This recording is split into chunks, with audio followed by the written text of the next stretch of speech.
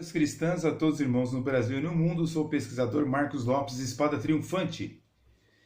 Estamos estudando sobre a graça preveniente na tradição arminiana wesleyana. A Bíblia diz em Efésios capítulo 2, versículo 8 e 9, diz assim: Pois vocês são salvos pela graça, por meio da fé, isto não vem de vocês, é dom de Deus. Bastante claro o texto bíblico, mas qual é a tradição sobre o ensino da graça dentro da teologia arminiana wesleyana? Nós terminamos o vídeo explicando de que não somente este ensino da graça preveniente, ele é acreditado na vasta maioria das igrejas pentecostais, como também pela Igreja Católica Romana. Bem, a palavra graça preveniente, ela remonta a Agostinho de Hipona, na sua obra Natureza e Graça, e ele comenta sobre esta graça preveniente.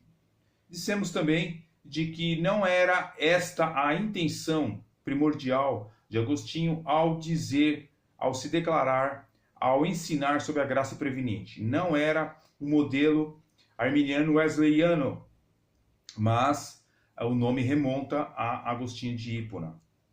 Esta doutrina ela é abraçada principalmente pelos cristãos arminianos que são influenciados pela teologia de Jacó Arminius ou John Wesley. Armínio, ele afirmou a depravação total, né? Acreditava na depravação total, mas acreditava também na graça preveniente, que esta graça diferente daquela graça que é apresentada no modelo protestante. Né? Veja o que Jacó Arminius disse concernente à graça preveniente. Concernente à graça e livre-arbítrio, isto é, o que eu ensino conforme as Escrituras, o consentimento ortodoxo. O livre-arbítrio é incapaz de iniciar ou aperfeiçoar alguma bondade verdadeira e espiritual sem a graça. Essa graça proveniente vem antes, acompanha e segue, anima, assiste, opera em nossa vontade e coopera para que a nossa vontade não torne-se vã. Palavras de Jacó Arminius, né, no livro de Jacó Arminius, 4.472. Bem, de Jacó Arminius, expressando esta graça preveniente, nasceram várias igrejas, né? E você tem a Igreja Metodista, Wesleyana, o livro da disciplina da Igreja Metodista Unida de 2004 relata sobre a graça preveniente. Você tem a Igreja do Nazareno, que é uma denominação cristã protestante surgida nos Estados Unidos na década de 1900 e é derivada do movimento da santidade no século XIX. Então, sendo a maior denominação a ter por base os princípios wesleyanos e do metodismo. Né?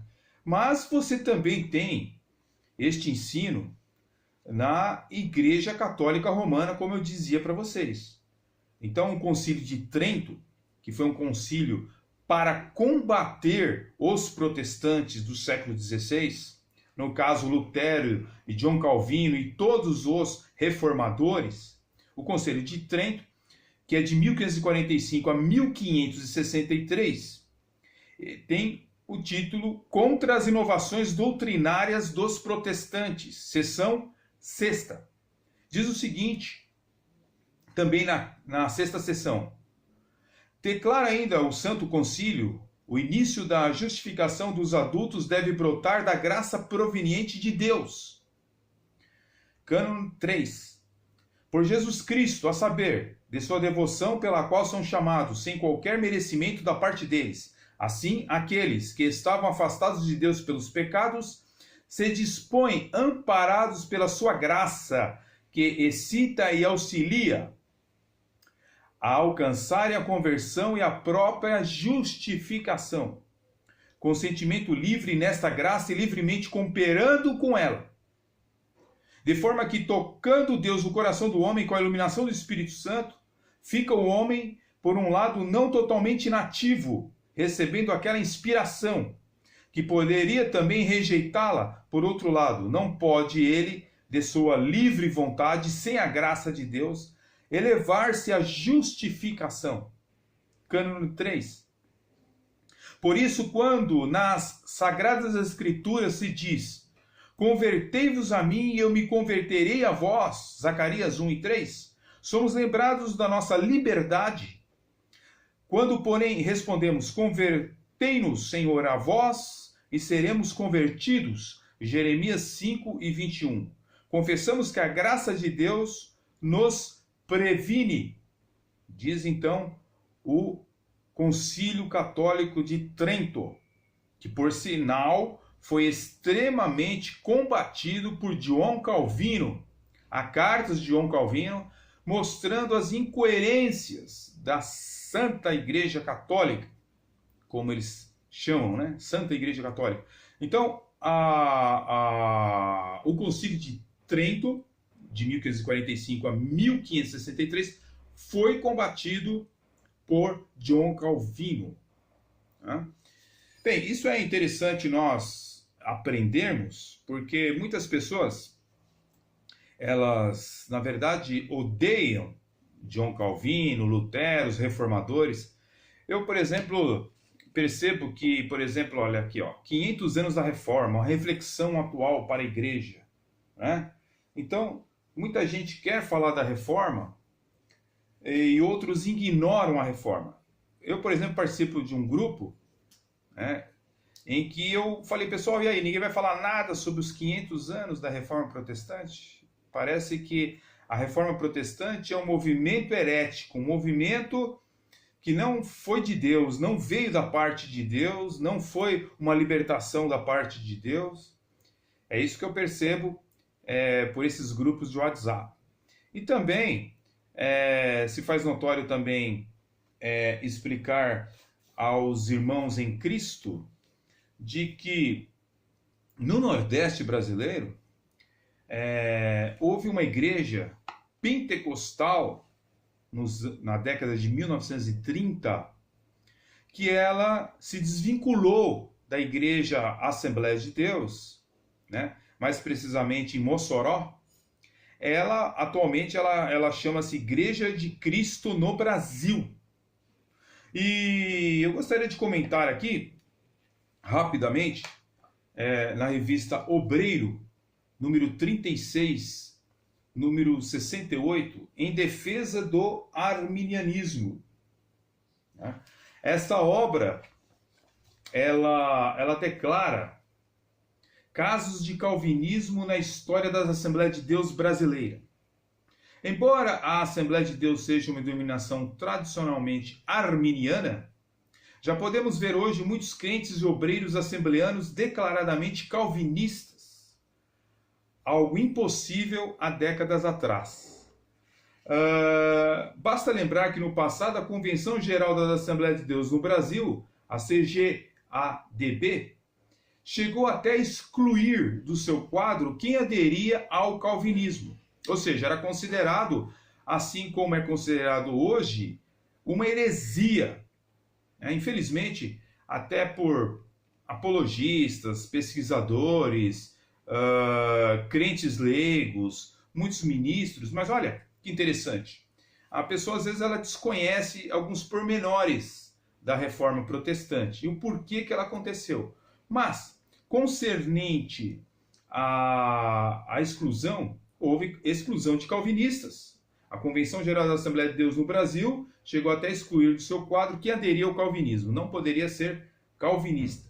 No ano de 1933, os pastores Manuel e Tino de Souza e Luiz e Gino de Souza foram excluídos por aderirem ao calvinismo.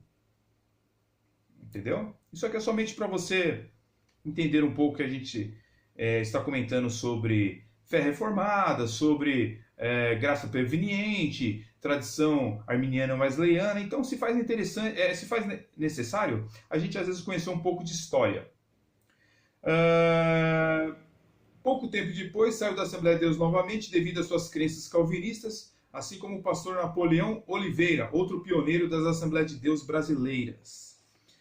Bem, após homologada sua exclusão da CGADB, o líder deste movimento, o pastor Manuel Higino, que chegou a compor hinos da harpa cristã e também foi membro da mesa diretória da CGADB em 1930, fundou em 13 de dezembro de 1932, em Mossoró, a Assembleia de Deus de Cristo, hoje denominada Igreja de Cristo no Brasil. Não confundir com outra igreja fundada no Brasil em 1956.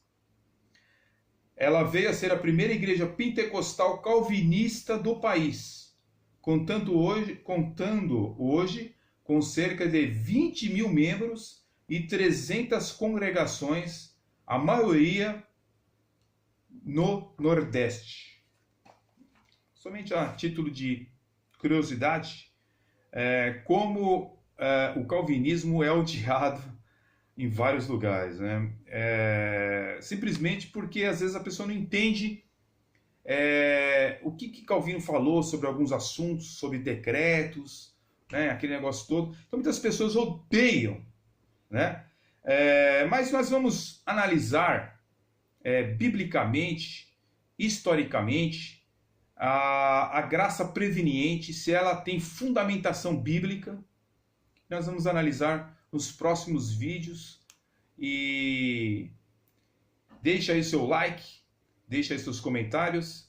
E no próximo vídeo nós continuamos, tá bom? Deus abençoe grandemente em nome de Jesus.